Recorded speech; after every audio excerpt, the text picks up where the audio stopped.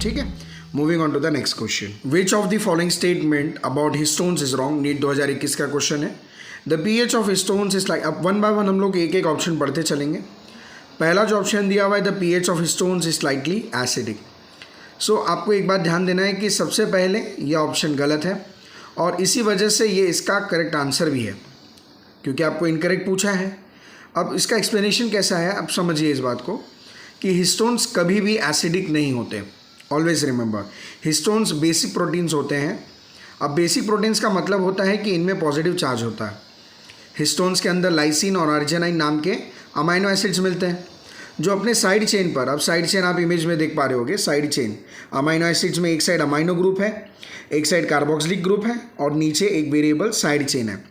सो histones के अंदर lysine और अर्जिनाइन नाम के अमाइनो एसिड्स मिलते हैं जो अपने साइड चेन पर पॉजिटिव चार्ज रखते हैं। अब डीएनए को समझते हैं कि डीएनए के फॉस्फेट ग्रुप्स नेगेटिव चार्ज रखते हैं। अगर हिस्टोन्स पॉजिटिव्स होते हैं तो डीएनए और हिस्टोन्स के बीच अट्रैक्शन होता है। यही अट्रैक्शन डीएनए को टाइट पैक करने में मदद करता है, जो न्यूक्लियोसोम्स का फॉर्मेशन करता है। ये हम लोग कुछ देर पहले भी देख कर आ रहे हैं। अगर हिस्टोन्स एसिडिक होते तो उनका चार्ज नेगेटिव होता, डीएनए भी नेगेटिव है और दोनों नेगेटिव चार्जेस एक दूसरे को रिपेल करते। सीधी बात है, समझ रहे मेरी बात को? क्योंकि आपका जो डीएनए है वो एक एसिडिक है और हिस्टोन्स क्या है, अगर वो भी एसिडिक होते तो दोनों के पास नेगेटिव चार्जेस आ जाते। अब ये जो एसिडिक प्रॉपर्टी है और बेसिक प्रॉपर्टी है, ये डिपेंड करती है चार्जेस के ऊपर। सो इससे डीएनए का पैकेजिंग इम्पॉसिबल हो जाता और क्रोमैटिन स्ट्रक्चर अनस्टेबल हो जाता। इसलिए ये ऑप्शन क्या है, गलत है, क्योंकि हिस्टोन्स बेसिक होते हैं, एसिडिक नहीं। सेकेंड होता है कि हिस्टोन्स में लाइसिन और अर्जिनाइन अमाइनो एसिड ज़्यादा होते हैं। सेकेंड वाला जो बात है, histones are rich in amino acid lysine and arginine, सही बात है, करेक्ट है। अब ये स्टेटमेंट बिल्कुल सही है। हिस्टोन्स के अंदर लाइसिन और अर्जिनाइन अमाइनो एसिड्स की मात्रा बहुत ज़्यादा होती है। दोनों अमाइनो एसिड्स के साइड चेन्स में पॉजिटिव चार्ज होता है जो डीएनए के नेगेटिव फॉस्फेट ग्रुप के साथ बाइंड करते हैं। ये positive negative interaction electrostatic attraction है, क्रिएट करता है, जो डीएनए को टाइटली हिस्टोन्स के आसपास रैप करने में मदद करता है। इसी वजह से हिस्टोन्स का ये फीचर उनके डीएनए पैकेजिंग के लिए परफेक्ट बनाता है। नेक्स्ट है ऑप्शन सी। ऑप्शन सी क्या बोल रहा है, histones carry positive charge in the side chain. ये स्टेटमेंट भी सही है। हिस्टोन्स के अंदर जो अमाइनो एसिड्स होते हैं जैसे कि लाइसिन और अर्जिनाइन, उनके साइड चेन्स में अमाइन ग्रुप होता है। ये अमाइन ग्रुप फिजियोलॉजिकल पीएच पर पॉजिटिव चार्ज रखते हैं, जैसे कि आप नीचे इमेज में देख पा रहे हैं कि जो पॉजिटिव चार्ज आया है अमाइन ग्रुप के पास, ये साइड चेन का अमाइन ग्रुप है। हाँ, अमाइनो ग्रुप इज़ डिफरेंट। जो आपको अमाइनो का ग्रुप दिख रहा है वो अलग साइड में है और जो साइड चेन में आपको अमाइन दिख रहा है उसमें पॉजिटिव चार्ज है। ये बात ध्यान रखनी है। अब समझते हैं कि ये पॉजिटिव चार्ज क्यों ज़रूरी है। डीएनए एक नेगेटिव मॉलिक्यूल है क्योंकि उसके फॉस्फेट बैकबोन पर नेगेटिव चार्जेस होते हैं। पॉजिटिव हिस्टोन्स और नेगेटिव डीएनए के बीच इलेक्ट्रोस्टैटिक अट्रैक्शन होता है जिससे डीएनए टाइटली पैक होता है और न्यूक्लियोसोम का फॉर्मेशन होता है। अगर हिस्टोन्स के साइड चेन्स पॉजिटिव ना होते तो डीएनए उनके साथ बाइंड नहीं कर पाता। इसलिए ये स्टेटमेंट भी बिल्कुल सही है। देखिए इसी के ऊपर घूम रहा है पूरा कि उनके बीच का जो इंट्रैक्शन है जो उनमें बाइंडिंग करने में मदद कर रहा है वो इसी वजह से कर रहा है। हमारे पास जो लास्ट ऑप्शन है वो histones are organised to form a unit of 8 molecules. ये स्टेटमेंट भी बिल्कुल सही है। हिस्टोन्स एक ऑक्टामर स्ट्रक्चर बनाते हैं जो 8 मॉलिक्यूल्स का होता है। ये 8 मॉलिक्यूल्स 4 कोर हिस्टोन्स की 2-2 कॉपीज से बनते हैं, H2A, H2B, H3 and H4। DNA in histone octamer के आसपास रैप होता है और इसी स्ट्रक्चर को हम लोग क्या कहते हैं, न्यूक्लियोसोम। सही बात है। न्यूक्लियोसोम क्रोमैटिन का बेसिक यूनिट होता है जो जीनोम के को टाइटली कॉम्पैक्ट करने में मदद करता है। हिस्टोन H1 इस ऑक्टामर का पार्ट नहीं होता है, लेकिन ये डीएनए की एंट्री और एग्जिट पॉइंट्स को सिक्योर करता है और क्रोमैटिन स्ट्रक्चर को स्टेबल बनाता है। सो इन कंक्लूजन आप बोल सकते हो कि इसमें जो आपका करेक्ट ऑप्शन है वो ऑप्शन ए है, क्योंकि हिस्टोन्स का जो पीएच होता है वो एसिडिक नहीं बल्कि बेसिक होता है। बाकी के सारे ऑप्शंस हिस्टोन्स की प्रॉपर्टीज़ को एक्सप्लेन करते हैं। क्लियर। ऑप्शन बी सही क्यों है, क्योंकि लाइसिन और अर्जिनाइन अमाइनो एसिड हिस्टोन्स के मेन कंपोनेंट्स होते हैं। ऑप्शन सी में सही है क्योंकि हिस्टोन्स के साइड चेन्स पॉजिटिव चार्ज रखते हैं। ऑप्शन डी सही है क्योंकि हिस्टोन्स 8 मॉलिक्यूल्स के ऑक्टामर में अरेंज्ड होते हैं। अगर आपको ये एक्सप्लेनेशंस पसंद आ रही है, समझ में आ रही है, तो प्लीज़ सब्सक्राइब कीजिएगा और आपको अगर समझ में नहीं आया है तो उसके लिए भी कॉमेंट कीजिएगा। Clear. Moving on to the next question, which of the following statement is correct. NEET 2020 का क्वेश्चन है, ये 6 क्वेश्चन पे आए हैं। Adenine pairs with thymine through 1H bond, adenine pairs with thymine through 3 H bonds. Adenine does not pair with thymine. Adenine pairs with thymine through 2 H bonds. अब यहाँ पे जो आपके H bonds के बारे में इंफॉर्मेशन है वो कब आपको पता चलेगी? जब आपको मालूम होगा कि जो बॉन्डिंग है बिटवीन नाइट्रोजिनस बेसिस वो एडिनाइन और प्यूरिन के बीच में कैसे होती है. सो यहाँ पे चारगाफ का ही रूल का मैंने फ़ोटो लगाया हुआ है. अब इस इमेज में आप देख सकते हैं कि आपके पास एडिनाइन और थाइमाइन जो है इनके बीच में जो पेयरिंग होती है वो 2 हाइड्रोजन बॉन्ड से होती है. कितना हाइड्रोजन बॉन्ड? 2. वहाँ पे जो इज इक्वल्स टू का साइन है चारगाफ के रूल में, उसको बॉन्ड मत समझिएगा प्लीज़. वो इज इक्वल टू का साइन है, ठीक है ना, इक्वल्स टू का. वो उसको बॉन्ड मत समझिएगा. बॉन्ड आपको देखना है राइट हैंड साइड में. नहीं तो बच्चे बोलेंगे सर आपने जीसी में तो 2 ही बॉन्ड लगाए थे उसके अंदर. तो भाई साहब नीचे प्यूरिन और पायरिमिडीन में भी दो ही बॉन्ड लगाया हूँ.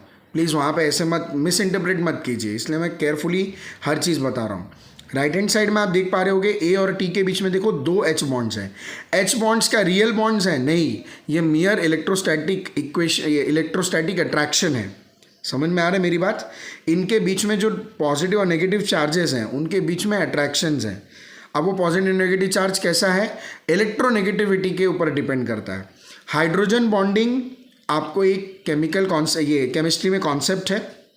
इसमें आपने पढ़ा होगा कि कोई भी इलेक्ट्रोनेगेटिव एटम जैसे कि फ्लोरीन, ऑक्सीजन, नाइट्रोजन, क्लोरीन, ये सारे जो हाईली इलेक्ट्रोनेगेटिव एटम्स हैं, ये जो बॉन्ड पेयर के अंदर इनके जो इलेक्ट्रॉन्स रहते हैं उनको ये अपनी तरफ ज़्यादा पुल करके रखते हैं. They remain in the vicinity of the electronegative atom giving a partial negative charge to that particular element. That is अगर F है, फ्लोरीन है, उसने अगर उसके साथ किसी H का बॉन्डिंग है तो वो क्या करेगा, हाइड्रोजन और फ्लोरीन के बीच में जो शेयर्ड पेयर ऑफ इलेक्ट्रॉन्स है उसको ज़्यादा अपनी तरफ खींच लेगा.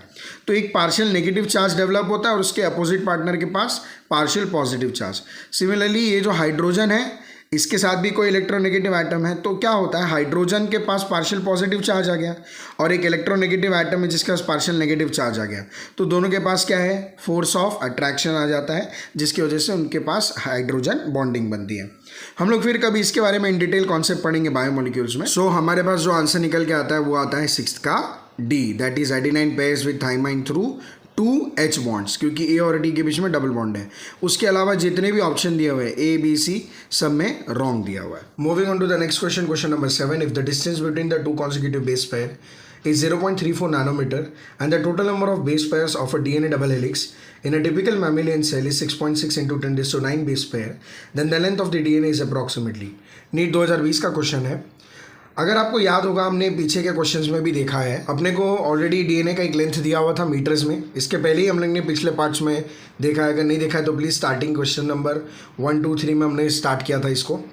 सो अब आपको एक चीज़ ये पता होनी चाहिए कि हमने ऑलरेडी इसी से रिलेटेड क्वेश्चन किया हुआ है जिसमें हम लोगों को बोला गया था कि एक पर्टिकुलर लेंथ दी गई थी डीएनए के और बोला गया था कि इसमें total number of base pairs कितने हैं ये बताइए. तो किसी भी लेंथ ऑफ डीएनए से अगर आपको पता करना है कि उसमें total number of base pairs कितने हैं तो आपको क्या करना पड़ेगा, जो टोटल लेंथ है आपका मीटर्स में हो, नैनोमीटर्स में हो, उससे डिपेंड नहीं करता.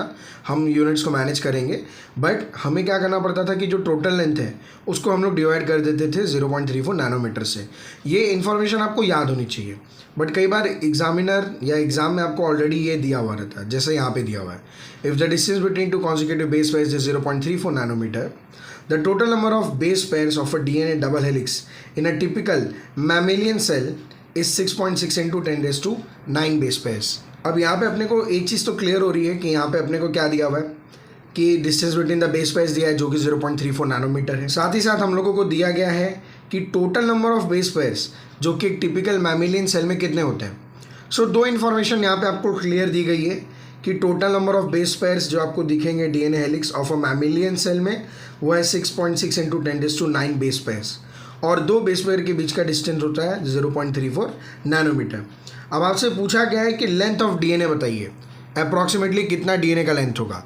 यही सेम चीज़ आपको मालूम है, हम लोग ने पीछे भी कर लिया है. कैसे किया था, वहाँ पे अपने को लेंथ दिया हुआ था, उसमें total number of base pair पता करने थे. अब total number of base pair दिया है और हमको लेंथ पता करने के लिए बोला गया है. सो अब देखते हैं हम इसे कैसे सॉल्व करेंगे. ठीक है, moving on to the solution. अब जिन्होंने भी फर्स्ट पार्ट नहीं देखा है उनके लिए मैं ये लगा रहा हूँ फ्रेम, जिसमें आप देख सकते हैं कि हमने सिमिलर क्वेश्चन सबसे फर्स्ट क्वेश्चन में ही कर लिया था. उसमें हमने एक फॉर्मूला यूज़ किया है. ध्यान से देखिएगा, सोल्यूशन के नीचे लिखा हुआ है number of base pairs is equals to total length of DNA molecules divided by distance between two base pairs. ये क्या चीज़ पता करने के लिए था? Number of base pairs. क्या पता करने के लिए? Number of base pairs. Same question दिया है, बट अब क्या पूछा गया है? गिवन में अपने को दिया हुआ है distance between two base pair. अगर ये गिवन नहीं भी है फिर भी हमें मालूम होना चाहिए कि distance between two base pair होता है 0.34 नैनोमीटर। ये आपको याद भी होनी चाहिए। अगर वो दे या मत दे उससे अपने को मतलब नहीं है, अपने को याद होना चाहिए कि 0.34 नैनोमीटर डिस्टेंस है दो बेस पेयर के बीच में। और क्या दिया है? नंबर ऑफ बेस पेयर्स दिए हुए हैं। अपने को निकालना क्या है? Total length of DNA. तो क्या करेंगे, जो डिवीजन में है यहाँ पे distance between two base pair दिख रहा है, यह भी डिवीजन में है। जब ये इक्वल्स टू के साइन के उस साइड जाएगा, मतलब राइट से लेफ्ट में जाएगा, तो अभी किस में चले जाएगा? मल्टीप्लिकेशन में। किस में जाएगा? मल्टीप्लिकेशन में। तो क्या ये ऐसा नहीं दिखेगा? The total length of DNA molecule is equals to number of base pairs into distance between two base pairs. देखिए वही सेम हमने लिखा हुआ है यहाँ पे, बस shifting of the same formula, same चीज़ करनी है। क्लियर? अभी जिनको एक बात क्लियर नहीं हो रही इसमें हमने कैसे किया था, वो पीछे के पार्ट्स देख सकते हैं, वाइल हम लोग आगे बढ़ेंगे। ठीक है, अब हम लोग बस क्या करने वाले हैं? वैल्यूज पुट करेंगे। क्या पुट करेंगे? वैल्यूज। सो हमारे पास जो distance between two consecutive base pairs है वो कितना है? 0.34 नैनोमीटर। और total number of base pairs कितने दिए हुए हैं? 6.6 × 10⁹ बेस पेयर्स। क्लियर? यहाँ तक क्लियर हुआ हमने कैसे वैल्यूज को पुट किया। पहली चीज़ तो distance between two consecutive base pair आपको याद होनी चाहिए। नहीं याद रहेंगे तो इनकेस अगर आपको दिया नहीं है तो आप नहीं कर पाएंगे सॉल्व। ये क्लियर कट, ये इतना याद रखिए कि अगर आपको याद नहीं रहेगा और क्वेश्चन में गिवन नहीं है तो आप अटक जाओगे, ये इतना सिंपल सा क्वेश्चन सॉल्व नहीं कर पाओगे। सो 0.34 नैनोमीटर अपना टू कॉन्जिक्यूटिव बेस पेयर्स के बीच का डिस्टेंस है। साथ ही साथ हमारे पास जो total number of base pairs हैं वो कितने हैं? 6.6 × 10⁹ नैनोमीटर। अब जिन्हें इसका मल्टीप्लिकेशन आता है वो इस पार्ट को आगे स्किप करके जा सकते हैं, वाइल जिन्हें इसे कैसे मैनुअली सॉल्व करना है, कैलसी आपके पास रहेगा नहीं। सो मैनुअली एक सिस्टमैटिक तरीका है इसको सॉल्व करने का, जो मैंने फर्स्ट क्वेश्चन में भी बताया था और मैं हर बार आपको बताते चलूँगा, क्योंकि बहुत लोगों को प्रॉब्लम आती है इसको सॉल्व करने के लिए। सो इसीलिए मैं सॉल्यूशन और कैलकुलेशन स्टेप बाय स्टेप, किसी भी स्टेप को मिस किए बिना एक्सप्लेन कर रहा हूँ। सो जिन्हें अगर स्टेप बाय स्टेप समझना है वही बैठें, जिन्हें लगता है कि it is waste of time वो आगे बढ़ सकते हैं। मैंने नीचे टाइम स्टैम्प दिए हुए हैं, और इन केस आपको आता है तो ही स्किप कीजिए, नहीं आता है तो प्लीज़ थोड़ी देर बैठकर देख ही लीजिए, थोड़ा टाइम ही जाएगा और कुछ जाएगा नहीं आपका। क्लियर? इसमें अब हम लोग क्या करने वाले हैं कि 0.34 नैनोमीटर अपने पास था, साथ ही साथ हम लोग 6.6 को एक साथ लेंगे। सर ये ऐसा क्यों कर रहे हैं? हमारे कैलकुलेशन को ईजी करने के लिए कर रहे हैं। ठीक है, 10⁹ मीटर को हम लोग एज इट इज़ रखेंगे, बड़ा यूनिट है इसलिए उसको एज इट इज़ साइड रखो। अभी स्मॉलर यूनिट्स को एक साथ लेके हम लोग मैनेज करेंगे। 0.34 × 6.6 करना ईजी हमारे लिए है कि नहीं? इसलिए हम लोग दोनों स्मॉलर यूनिट्स को पहले आराम से कैलकुलेट कर लेते हैं, फिर बड़े यूनिट्स के साथ क्या करना हो आगे देखेंगे। ठीक है, सो 0.34 नैनोमीटर × 6.6 कितना वैल्यू देगा आपको? 2.244। ठीक है, और 10⁹ मीटर हम लोग क्या करेंगे? एज इट इज़ नीचे लिख लेंगे। सो मल्टीप्लिकेशन करके अपने को एक चीज़ तो आ गई है। अब क्यों सर हमने इसको साइड रखा था? रीज़न क्या है कि पहली चीज़ 1 nanometre is equals to 10⁹ metre होता है। ठीक है सर, अब इसके बाद क्यों स्टार्ट कर दे रहे हैं? रीज़न है कि 1 nanometre is equals to 10⁻⁹ metre. ये मदद करेगा हमें कन्वर्ट करने के लिए। किसको कन्वर्ट करना है सर? नैनोमीटर्स टू मीटर्स करने के लिए। अब नैनोमीटर से मीटर आने के लिए आपको क्या करना पड़ेगा? 10⁹ मीटर से मल्टीप्लिकेशन करना पड़ेगा। किसका करना पड़ेगा? इस पूरे नंबर का, जो 2.244 × 10⁹ नैनोमीटर है। अब बहुत सारे बच्चे मुझसे डाउट पूछते हैं कि सर जब कभी भी हम छोटे यूनिट को बड़े यूनिट में लेके जाते हैं तो डिवीजन करते हैं, और बड़े यूनिट को छोटे यूनिट में डालते हैं तो मल्टीप्लिकेशन करते हैं। सो यहाँ पे जो नैनोमीटर है वो तो एक छोटा यूनिट है और मीटर तो एक बड़ा यूनिट है, तो उन्हें मल्टीप्लाई क्यों कर रहे हैं आप? तो बच्चे यहाँ पे बहुत ज़्यादा कन्फ्यूज़ होते हैं और मुझसे एक डाउट पूछते हैं कि सर जब हम छोटे यूनिट से बड़े यूनिट में जाते हैं तो हम डिवाइड करते हैं, और बड़े यूनिट से छोटे यूनिट में जाते हैं तो मल्टीप्लाई करते हैं। बट यहाँ पे क्या होता है, सबसे पहले हम समझते हैं कि नैनोमीटर मीटर से छोटा यूनिट है। जब हम कन्वर्जन करते हैं तो हमें ये ध्यान रखना पड़ता है कि 1 नैनोमीटर कितना छोटा होता है, यानी कि 1 nanometre is equals to 10⁹ metre होता है। मतलब कि नैनोमीटर मीटर से 1 बिलियन टाइम्स छोटा है। सोचो कितना छोटा होता है। अब हमारे पास जो वैल्यू है वो 2.244 × 10⁹ मीटर है, और हमें इसे मीटर्स में कन्वर्ट करना है। सो ट्रेडिशनली जब हम स्मॉलर यूनिट से बिगर यूनिट में कन्वर्ट करते हैं, जैसे मीटर से किलोमीटर तो हम डिवाइड करते हैं, जैसे 1500 मीटर को आपको किलोमीटर में करना तो क्या करोगे, 1500 डिवाइडेड बाय 1000 करते थे, 1.5 किलोमीटर आता था, ठीक है। लेकिन यहाँ थोड़ा डिफरेंट है, क्योंकि नैनोमीटर बहुत छोटा है इसलिए हम मल्टीप्लाई करते हैं 10⁻⁹ से, यानी कि हम एक्चुअल में डिवाइड ही कर रहे हैं। किससे डिवाइड कर रहे हैं सर, यहाँ पे तो मल्टीप्लाई कर रहे हैं, नहीं, हम डिवाइड ही कर रहे हैं। और डिवाइड हो रहा है किससे, 10⁹ से। किससे डिवाइड हो रहा है, 10⁹ क्यों सर 10⁹? क्योंकि आपका जो नैनोमीटर है वो 10⁹ टाइम्स छोटा है मीटर से, इतना छोटा है, बिलियन टाइम्स। सोचिए आप, इतने से ये चीज़ क्लियर होनी चाहिए, इसलिए मैं बता रहा हूँ, अदरवाइज नहीं एक्सप्लेन करता। तो अगर हम 2.244 को 10⁹ मीटर को, नैनोमीटर को मीटर में कन्वर्ट करना चाहते हैं तो हमें क्या करना है, इवेंचुअली मल्टीप्लाई करना पड़ता है 10⁹ मीटर से। सर अगर इसे ऐसे नहीं लिखे तो कैसे करें, हम लोग उसको एज ए 10⁹ भी लिख सकते हैं। थोड़ा कंफ्यूजिंग लगता है क्योंकि हम ट्रेडिशनली जब छोटे यूनिट्स को बड़े यूनिट में कन्वर्ट करते हैं तो डिवाइड करते हैं, लेकिन साइंटिफिक नोटेशन में ये कन्वर्जन मल्टीप्लाई बाय 10⁻⁹ होता है, जो एक्चुअली डिवाइड बाय 10⁹ का काम करता है, ठीक है। तो ये सिंपल सी बात है कि नैनोमीटर से छोटा है इसलिए हम मल्टीप्लाई करते हैं 10⁻⁹ और फाइनल रिजल्ट जो हमारे पास आता है वो आता है 2.244 मीटर। यहाँ पे बहुत सारे बच्चों को डाउट रहता है कि सर ये हमारे पास जो इस समय वैल्यू आई हुई है ये ऊपर किसी भी ऑप्शन से मैच नहीं कर रही है, सो इसमें हमारा जो आंसर होगा वो कौन सा होगा। अब पहली चीज़ तो जब कभी भी आप कैलकुलेट करेंगे तो ज़रूरी नहीं कि जो कैलकुलेटेड आंसर आएगा वो आपके ऑप्शन से मैच करेगा। आपको इस केस में क्या करना है, अपने आंसर को अपने ऑप्शन की तरह बनाना है। अब आपका जो ऑप्शन है वो अलग अलग दिया हुआ है, उसमें आपको ढूंढना है कि आपके आंसर से सबसे ज़्यादा नज़दीक कौन सा आपका ऑप्शन है। सो 2.244 के नज़दीक में सबसे ज़्यादा कौन हो सकता है। आपके पास ABCD 4 ऑप्शन है, उसमें आप देख पा रहे हो C और D जो ऑप्शन है वो एकदम ही दूर दूर हैं। एक है 2.7 जो कि अबव में सबसे दूर है और बिलो में 1। सो ज़्यादा करके आप क्या बोल सकते हो कि A और B मैच कर सकते हैं आंसर से, बट इसमें भी ध्यान दीजिए 2.2 सबसे नियर बाय में है when compare to 2.5, because 2.5 is quite far away from 2.244। So ये बहुत बेसिक है, so you should know how to approx, how to round off. So जब आप 2.244 को राउंड ऑफ करोगे तो आपके पास आंसर आ जाएगा 2.2 metre. So the answer for 7th is B। अब बहुत बच्चे क्या होता है कि कई बार पीछे के पार्ट्स नहीं देखा होता है, उन्होंने पीछे के प्रीवियस सेक्शन नहीं देखे होते हैं, तो उन्हें अक्सर डाउट आता है, क्योंकि पिछले पार्ट्स में भी हम काफ़ी कुछ डिस्कस करते हैं। सो उन डिस्कशन को आप जब मिस कर देते हो तो उसमें बहुत माइन्यूट डिटेल्स और उस पॉइंट पर याद आई हुई चीज़ कोई भी स्क्रिप्टेड नहीं होता है। पहली चीज़, एक्सप्लेनेशन हमारे स्क्रिप्टेड नहीं है। सो उसमें कई बार हम कुछ एक्सप्लेनेशन देंगे तो कभी कुछ अलग देंगे और अगली टाइम में कुछ अलग देंगे। ऐसा नहीं होगा कि ऑल टुगेदर अलग होगा, बट कई बार क्या होता है 90% सेम रहेगा बट 10% नॉलेज हर बार अलग हो जाती है, because it is very natural that if something is not scripted then how would you repeat it. Almost 100% तो रिपीट कभी होगा नहीं, आप 70, 80, 90% तक अपनी कही गई बात को रिपीट कर सकते हो, but when it is naturally coming, when it is real, तो उसमें आप बार बार उसको रिपीट नहीं कर सकते।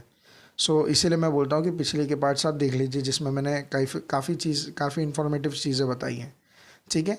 सो फॉर दिस अपना जो आंसर हो जाता है 7th का B हो जाता है।